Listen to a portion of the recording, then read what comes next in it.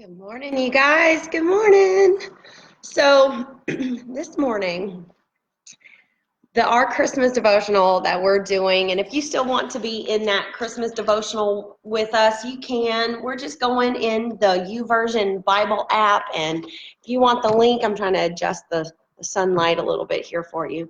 But if you want to be in that Bible study with us, it's a quick little 1 week Bible study in the YouVersion app. It's a Bible app, YouVersion Bible app. If you search for that, it'll come up. You guys can be in that little devotional with us, and we're just sharing, like we're reading it each day, and then there's one little section when we're done reading all the scriptures and everything, and it takes like 5 minutes in the morning. But it's been amazing so far because we can type in like what it asks you at the end of each devotional every morning. It says, okay, what do you feel like Jesus is telling you? What do you feel like God is showing you right now? And it's amazing to me to be able, good morning, Janice. It's amazing to me to be able to see how there's a dozen of us in there. And we all read the same devotional and the same scriptures that morning, but yet, and some of us are receiving the same messages, obviously, but then some of us are seeing small little differences. And that, and we're all kind of being able to glean from it, from each other, from sharing, right? It's one of the reasons why I love Wednesdays, which today's a Wednesday, and I've got Bible study here in about an hour and a half. And I look forward to every Wednesday to be able to sit with my girls, but I love that we have the ability to do this online as well. With some of my friends that, I love that are in Louisiana and different states or different cities, and, or maybe we don't all go to the same Bible study group or we don't go to the same church, but we are still able to join in together. And then some of my fit girls from our virtual gym, our virtual fit club, they're in there, and so we're just all loving Jesus and enjoying the Christmas time. But this devotional is all about rest. And let me tell you something. So the three things that God just zoomed my attention in on this morning when I was looking at this devotional was three words that I put in the title, which is respect, rest, and food. Yeah, I know. I wanted it to be another R word, but it wasn't. It just so happened that the first two words started with R's. So, but let me share with you like just this one little tiny snippet, okay? Now, the gist of this morning's devotional, the author is, saying, okay, when we start, we have a tendency to get into a mode of I got to do it all. I got so much to do. I'm so busy. And I've got to do it all. And the promise at the end of it, though, is she says, you know what? The pressure is off. You don't have to do it all. In fact, what you need to do is just rest. And she brings us to Matthew in chapter 5, and I have it literally in front of me. And it's the scripture. Well, first she brings us to the scripture about, I'm the vine and you're the branches, and apart from me you can do nothing. We all know this one, right? And there's like a series of about 5 different scriptures that she shows us. And there's another one of the ones in Psalms. It's just going on and on about how, I praise you and I worship you and I pray. And next scripture, then the very next verse says, I praise you and I worship you. And the very next verse says again, I praise you and worship you. And y'all, let me be honest with you, okay? I am a doer, as in I'm not a Mary at heart. I'm a Martha. And it's something that I've had, or you too, like, the story of Mary and Martha. Like, I find I have struggled, and I can't say I'm completely over it, but I was programmed to, you work, and if you're busy, and then you're, that's where your value is, in being busy, in putting your hands to work. And it is like there's a place for work, but like that was like I had no value unless I was busy. I had no value to someone else except for what I was doing for them.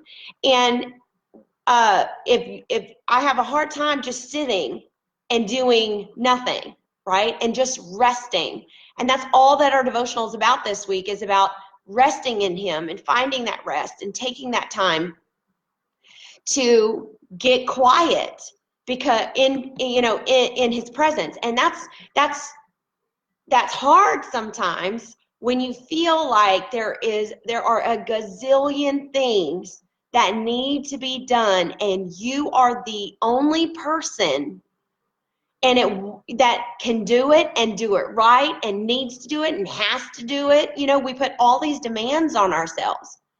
And it's so timely, because this morning, that's where I was. I was just like, okay, I was looking at my, running through my to-do list for the day, and I was just like, okay, we got from this time to this time I got this, and this time to this time I got this, and this time to, and then I was like, well, wait a minute, my whole day is written, and I got to do this, and I got to do this, and I have to run this errand, and I have to do this. And then I was like, but wait a minute, I need to go live on Facebook this week. I need to have my quiet devotional time, and I need to do my workout, and I need that time for me. I need it for my business, and those are the things I need to do right now, right this moment, this morning. And that cannot wait until tomorrow. And I think it's so easy to push off the things that we really need, right? For the sake of what we tell ourselves we have to do and people are expecting us to do, or we feel like won't get done as well if we're not the ones doing it. Are you feel me? Do you agree? Do you sometimes feel that way? Do you find yourself also in that type of state of mind where you're like, and then guess what? Just like the author said in our devotional, that creates frustration. Like later we find we start to feel frustrated with our, especially if things don't go the way we planned. And then we're just like, we catch ourselves snapping at our kids or, at other people, getting, impatient in the car ride, car line, and, whatever, because we're just in our mind, we're still running the reel of what we have to do, and things aren't, not everybody is cooperating with how we need them to in order to do the things that we have to do. Do you follow me? So, I mean, and it's like this big domino effect, and it stacks up and up and up, and it creates more and more pressure. And I loved how she reminded us in our devotional this morning. She was like, the pressure's off, y'all. The pressure is off. And I just took a deep breath when I read those words, and I was like, whew, okay. So then I backtracked, and I was like, okay, she says the pressure's off. She says I don't have to do it all on my own, and that I really just need Jesus, and I really just need to rest. And I'm thinking, okay, but Jesus can't run my errands for me. So help me here and help me see, right? Because my rational brain, my logic is going, okay, but Jesus isn't really putting his feet to the ground and making this stuff happen for me, right? He's, what's he going to do? Is he going to put an army of unknown women into motion for me on my behalf? They're just going to show up with all the things that need to be done and need to be purchased and have to be picked up before Saturday, because like Wednesday, Thursday, Friday, and Saturday's here, and there's no time on Saturday. Saturday is the day it all has to be done by, So I was getting a little sarcastic, and I was just like, but then I said, okay, no, I'm going to be a student. And I went back and I said, I'm going to go back to the beginning, and I'm going to dig into some of the scriptures that she shared, where she was trying to give us the answer before giving us the big tagline, so conclusion. And when I did, I went back, and there was this one scripture that stood out to me. Now, some of us, if you were in Matthew 5, you probably recognize how it begins. And it's a long line of scripture where it says, blessed are the meek, blessed are the poor in spirit, blessed are because for they will, and there's always a promise with it, and there's a long list of different ones. But the one in verse 5 and I believe it's the Amplified, but because it says it right there. But when I read it in my Amplified in the app, I have it programmed to be the Amplified. But I'm wondering if because it's her devotional, like it's a different version. But it looks like the Amplified. But then whenever I picked up my printed Amplified, it did read a little bit differently. So I made sure to have it. But here it is. It says, blessed, inwardly peaceful. Yeah, see, it's different. Blessed, inwardly peaceful, spiritually secure, worthy of respect are the gentle, the kind-hearted, the sweet-spirited, the self-controlled, for they will inherit the earth. Okay, let me tell you why this stood out to me, and because first of all, remember I told you I'm a Martha, right? I've struggled with the Martha spirit, the Martha mindset. And when I think about that side of myself, that part of me, and what that kind of life looks and feels like when I'm operating in the Martha mindset, I don't have inward peace. I'm got all kinds of angst and that frustration I talked about that builds up with other people. Like Martha got all irritated with Mary, like, Jesus, come on, tell her. I also am not very spiritually secure because usually when I'm in that Martha mindset, I am deprived of my time with God because I think I got too much to do. I can't spend time alone in just praise and worship like that Psalm scripture said, like, if I just spend all my time praising and worshiping, nothing gets done, So that was in my mind. So I'm not operating in a very, spiritually mature, spiritually secure place and worthy of respect. See, it's a difference of it. That one caught me off guard because I was like, wow, I have been, if I'm operating in a Martha mindset, then I am working and staying busy to earn respect and to get respect from other people and to be seen as worthy or valuable or like in a position where somebody would, deem it like worth their time to do something for me or to, be nice to me or whatever. Like that's the way I earn their respect. But no, he's saying, wait a minute, this is how we earn respect. Right here, he says, it's the gentle. The gentle. And then it breaks down what gentle means.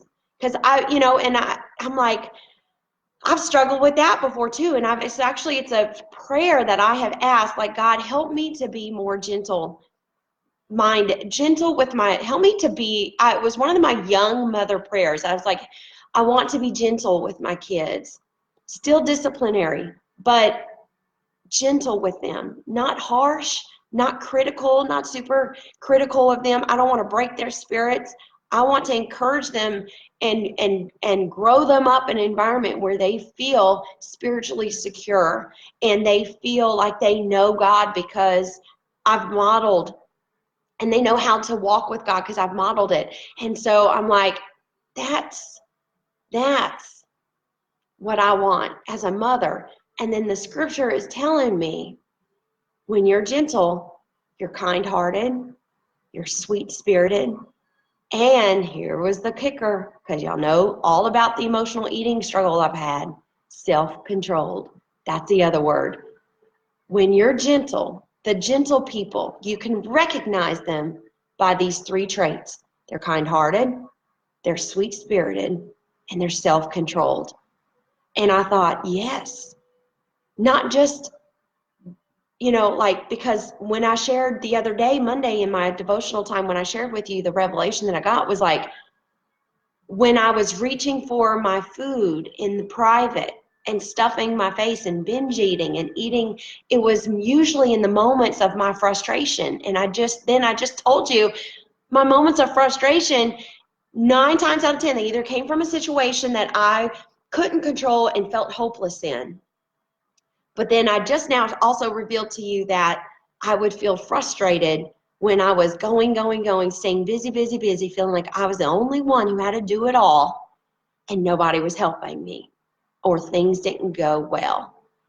And if things wouldn't go well and wouldn't go right, then I wouldn't be respected, and I wouldn't get my prize at the end or whatever. You know what I'm saying? I wouldn't have the respect of the people that I was trying to work for. And I was just like, wow, okay, Holy Spirit, all right. So if I want respect and I want to be respected and I want to be worthy of respect, all I really got to do is focus on being gentle. Well, guess what? Gentleness is a fruit of the Spirit. And how do I get the fruit of the Spirit? He told me, you stay attached to the vine. And for that, the promise is that I don't have to work for that. If I just abide in him, if I just stay connected to him, he's going to freely give all the gentleness that I need. He's going to freely flow all of his goodness and kindness and gentleness and self-control through me as long as I stay connected to him. It's a freebie, not something I have to work and strive and stay busy bee for. So my respect is covered, and my food problem is covered if I just learn that middle word, rest. If I just rest in him and stay connected to him. So I love that. I love that Christmas devotional this morning. And I hope that how he connected all those dots for me helps you too. I love you. I'm going to pray for you. Thank you, Father, for this Christmas season. Thank you for this devotional. Thank you for friends of faith, for women of faith, willing to be transparent and vulnerable and connected to you and each other, and sharing in your good word and your promises and the way that you move in our lives and bless us, Lord. And so, Father, I just thank you for every way that we are invited to rest in you and reap the benefits of that. In Jesus' name, amen. All right, you guys have a wonderful day. I love you. If you made comments, I can't see it on my screen, so I'm going to check in my app. Sometimes on the Facebook app, I can see your comments afterwards, and I'll make sure to circle back. Let me know if you watched the replay or if you are here live. And I hope to jump back on here tomorrow live, but if not, I will definitely see you Friday, okay? I love you guys, and I got to go.